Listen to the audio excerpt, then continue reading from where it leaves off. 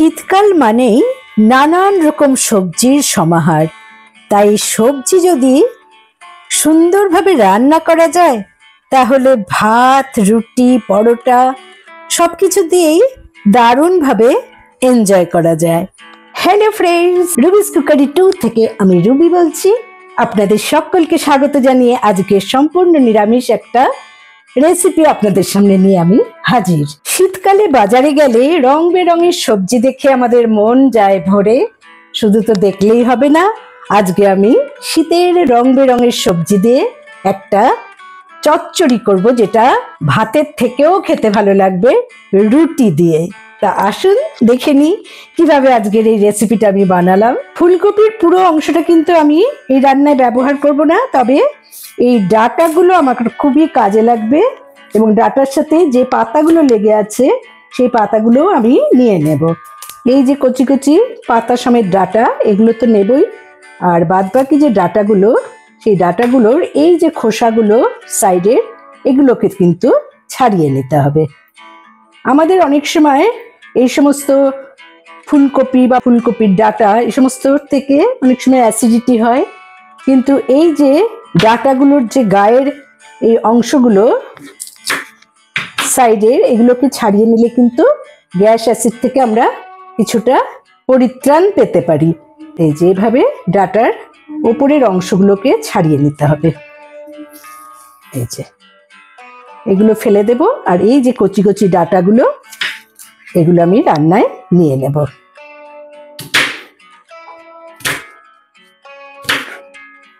শুধু এই ডাঁটাগুলো না, তার সাথে কিছুটা ফুলকপি আমি নেব, পুরোটা নেব না।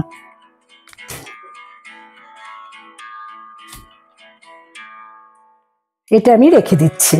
ফুলকপির সাইডের এই আঁশগুলো আমি ছাড়িয়ে নিচ্ছি, এতে তাড়াতাড়ি ফুলকপি সেদ্ধও হয়ে যায়, আর যেটা বললাম, গ্যাস অ্যাসিডের থেকে আমরা অনেকটা পরিমাণে পরিত্রাণ পেয়ে থাকি। এরকম ছোট ছোট করে ফুলকপিগুলো কেটে নিচ্ছি, তার সাথে ডাঁটার এই আঁশগুলো ছাড়িয়ে নিয়ে সাইডের মাঝখান দিয়ে এভাবে চিড়ে নিচ্ছি। আমার ফুলকপি আর এই ডাঁটাগুলো সরু সরু করে কেটে নেওয়া হয়ে গেছে, আর এই যে সাইডের আঁশগুলো, এগুলো আর বোটাটা ফেলে দিচ্ছি।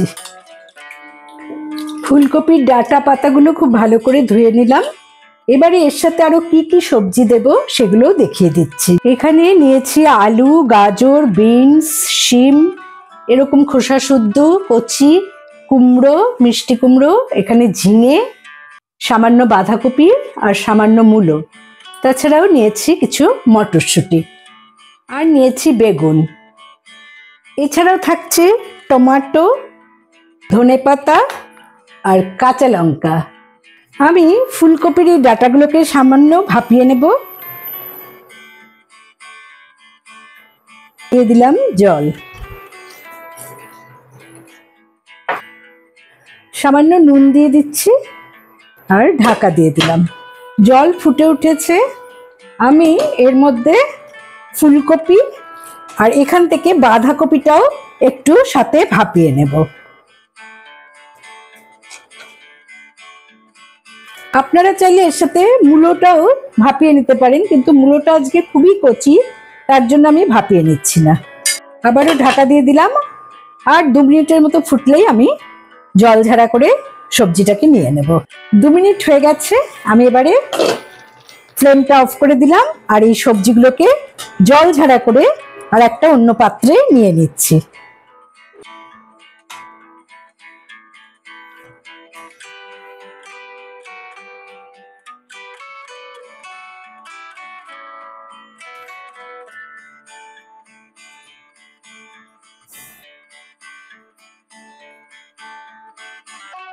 আমি ফ্রাই প্যানটা জল ফেলে পরিষ্কার করে শুকিয়ে নিয়েছি। এবার আমি রান্নাটা শুরু করব সর্ষের তেলে। তা আমি এখানে প্রথমে বেগুন ভাজার জন্য 2 টেবিল স্পুনের মতো সর্ষের তেল নিয়ে নিচ্ছি।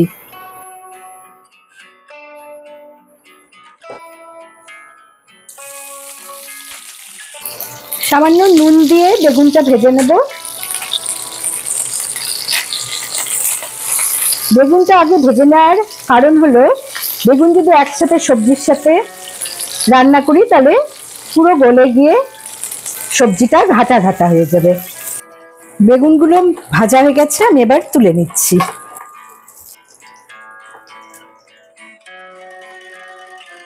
বেগুন ভেজে তুলে রাখার পর যে তেলটা ফ্রাই প্যানে আছে, আমি কিন্তু সেই তেলেই রান্নাটা শুরু করব। তা প্রথমে আমি দিয়ে দিচ্ছি দুটো চিড়ে রাখা কাঁচা লঙ্কা, দিলাম হাফ টিস্পুন কালো জিরে। এবারে একে একে আমি কিছু সবজি এখানে অ্যাড করব। প্রথমেই দিয়ে দেব এরকম টুকরো করে কেটে রাখা আলু, সাথে গাজর, মূলো। এগুলো একটু শক্ত টাইপের সবজি, বিনসটাও সাথে দিয়ে দিলাম। সেই জন্য আগে এই সবজিগুলো আমি ভেজে নিচ্ছি। আমি 3 মিনিট মিডিয়াম ফ্লেমে সবজিগুলোকে ভেজে নিচ্ছি।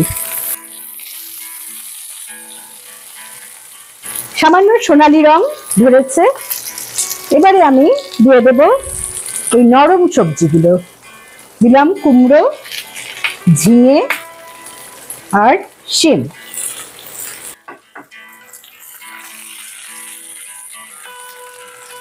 আমি কোনো জলের ব্যবহার করছি না, দিয়ে দিচ্ছি স্বাদ মতো লবণ।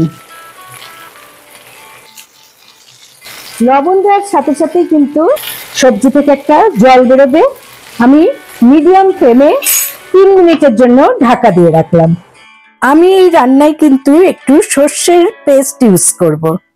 দিলাম 1 টিস্পুন করে কালো সর্ষে এবং সাদা সর্ষে। এবারে এটাকে একটু জল দিয়ে ধুয়ে নেব। আমি সর্ষেটা হাতেই বেটে নেব।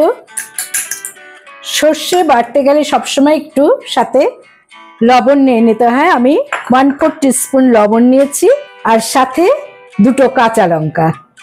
সামান্য একটু জল অ্যাড করে আমি বেটে নিচ্ছি। আমার এই সর্ষে বাটা হয়ে গেছে। এখানে নুন দেওয়ার কারণই হলো যে যদি সর্ষে বাটার সময় একটু নুন না দেওয়া হয় তাহলে সর্ষে বাটাটা একটু তেতো টেস্ট হয়। আর সর্ষে কিন্তু খুব বেশিবার বাটতে নেই, মোটামুটি চেষ্টা করতে হবে 3 বাটাতেই যেন সর্ষেটা ভালো বাটা হয়। এবারে আমি সর্ষে বাটাটা একটা পাত্রে তুলে নেব।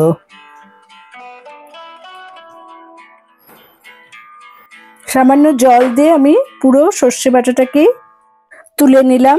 আপনারা চাইলে মিক্সিতেও এটা করে নিতে পারেন বা গুঁড়ো সর্ষেও ইউজ করতে পারেন। এদিকে 3 মিনিট হয়ে গেছে, অনেকটাই জল উঠেছে। আমি ফ্লেমটাকে আরেকটু বাড়িয়ে দিলাম। ভাপিয়ে নেওয়া তরকারিগুলো আমি এর সাথে অ্যাড করে দিচ্ছি।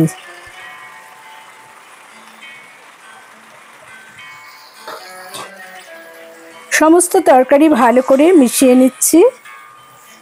সাথে দিয়ে দিচ্ছি কেটে রাখা টমেটো। আবারও সবকিছু ভালো করে মিশিয়ে নিচ্ছি। আমি আবারও ঢাকা দিয়ে 2 মিনিট রেখে দিচ্ছি মিডিয়াম টু লো ফ্লেমে। 2 মিনিট হয়ে গেছে। তরকারিগুলো মোটামুটি সব সেদ্ধ হয়ে গেছে, আলুটাও সুন্দর সেদ্ধ হয়ে গেছে। আমি মটরশুঁটি দিয়ে দিচ্ছি, সাথে দুটো কাঁচা লঙ্কা।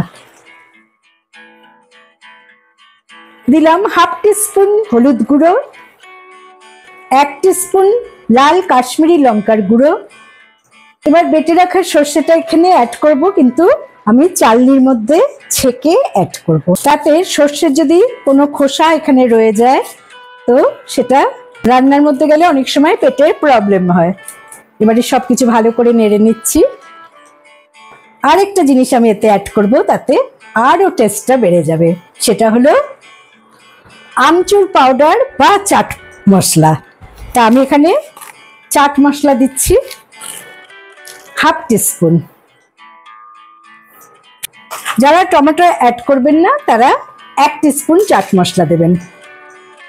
আমি সামান্য 1/4 টিস্পুন বিট নুন দিলাম, এতে টেস্টটা আরো ভালো হয়। দিলাম ভেজে রাখা বেগুন।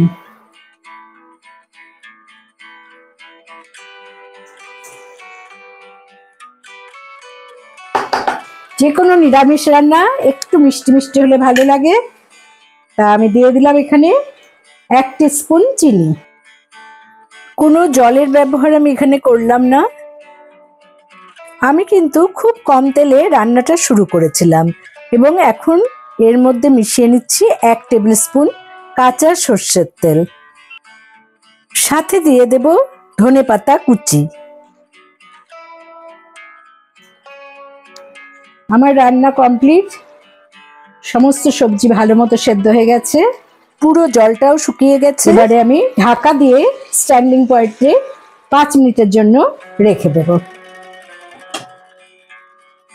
5 মিনিট স্ট্যান্ডিং পয়েন্টে ছিল। এবার দেখুন কত সুন্দর হয়েছে শীতের সবজি। এই সবজিটা ভাত দিয়ে খেতেও যেমন ভালো লাগে, রুটি বা পরোটা দিয়ে খেতেও খুবই সুন্দর লাগে। আশা করি বন্ধুরা আজকের আমার এই রেসিপি, শীতের সবজি দিয়ে বানানো এত সুন্দর একটা ফুলকপির ডাঁটা পাতার চচ্চড়ি আপনাদের ভালো লেগেছে। ভালো লাগলে অবশ্যই আমার চ্যানেলে লাইক করুন, কমেন্ট করুন, শেয়ার করুন। নতুন বন্ধুদের সাবস্ক্রাইব করার অনুরোধ রইল। পাশে বেল বোতামে অবশ্যই ক্লিক করতে ভুলবেন না, তাতে যখনই কোনো নতুন রান্নার রেসিপি শেয়ার করব তার নোটিফিকেশন সহজেই আপনারা পেয়ে যাবেন। ভালো থাকুন, সুস্থ থাকুন। পরের এপিসোডে আবার নতুন রান্নার রেসিপি নিয়ে হাজির হব আমি রুবি। রুটির সাথে আজকে এই তরকারিটা আমি একটু টেস্ট করে দেখে নিই কেমন হয়েছে। আশা করব যারা লাইক দিতে ভুলে গেছেন তারা অবশ্যই একটা লাইক করে দেবেন।